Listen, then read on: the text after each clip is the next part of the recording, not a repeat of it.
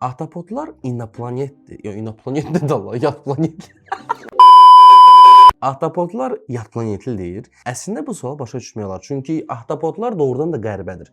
Çünki 3 ürəkləri var, qanlar mavidir, 8 qolunun hər biri yarım müstəqil çalışa bilir, dərləri ilə rəng və tekstura dəyişirlər. Bunlar insana bu canlı bizdən deyil hissini yaradır. Amma qəribə olmaq yad planetli olmaq demək deyil. Elmi olaraq ahtapotlar hardan gəlir?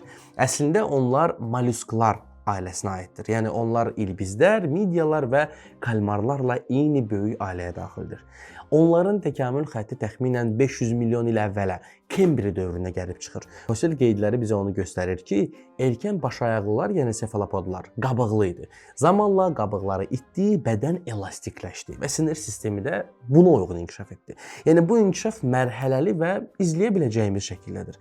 Yad planetli DNT iddiası hardan çıxır? 2018-ci ildə elmi məqaləni səhv başa düşdülər. Orada deyilirdi ki, ahtapotların genomu çox mürəkkəbdir və bəzi genlərdə qeyri-adi xüsusiyyətlər var. Bəzi medialar bunu belə təqdim elədi. DNT-si başqa planetdən gəlmiş ola bilər, amma həmin məqalənin müəllifləri belə bir iddia etməmişdi. Onlar demişdi ki, ahtapotların genomunda genlərin yenidən təşkil olunması çoxdur. Sinir sistemi üçün gen genişləməsi baş verib, RNT redaktası qabiliyyəti yüksəkdir. Bu isə təkamülün alternativ mexanizmlərindən biridir. Kosmik bir şey deyil. Bəs niyə bu qədər fərqlidirlər?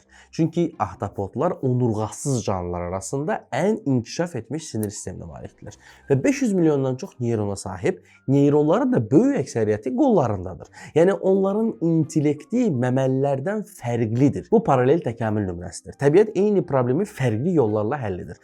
Burada yaranması mümkün deyil iddiası əslində qalsa elmi baxımdan yanlışdır. Çünki fosil ardıcıllığımız var, genetik xəritə uyğun gəlir, mollusklarla genetik qohumluq sübut olunub, təkamül mərhələsi əməllicə fosillərlə sənədləşib və əgər bu canlı yad planetdə olsaydı, onun genetik strukturu tamamilə fərqli olardı. Biokimyası fərqli olardı və hüceyrə mexanizmini biz öz mexanizmimizdə fərqləndirdiyimiz zaman DNT-də fərqlər görərdik. Lakin ahtapotların da genində 4 hərf var, bizim də genomumuzda 4 hərf var. A, G, T, C. Ona görə də ahtapotlar yad planetlilər ilə bizim uşaqlardılar.